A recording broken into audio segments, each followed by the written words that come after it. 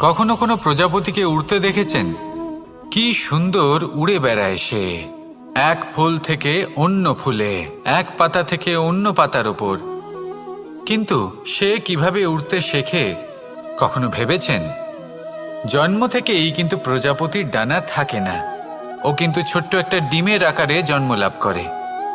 তারপর সেই ডিমটি ভেঙে একটি কীট বাইরে আসে। আস্তে আস্তে সে বড় হয়, ওর শক্তি বৃদ্ধি পায়। তারপর সে সেই কীট দশা ত্যাগ করে নিজের ডানাগুলি মেলে। এই প্রক্রিয়া তার কাছে সরল নয়, অত্যন্ত যন্ত্রণাদায়ক প্রক্রিয়া, কিন্তু সে সেই যন্ত্রণা মেনে নেয়। আর তারপর আস্তে আস্তে সে উড়তে শেখে। শুধুমাত্র আকাশে উড়ে বেড়ায় তা নয়, আমাদের মনের মাঝে উড়ে বেড়ায়।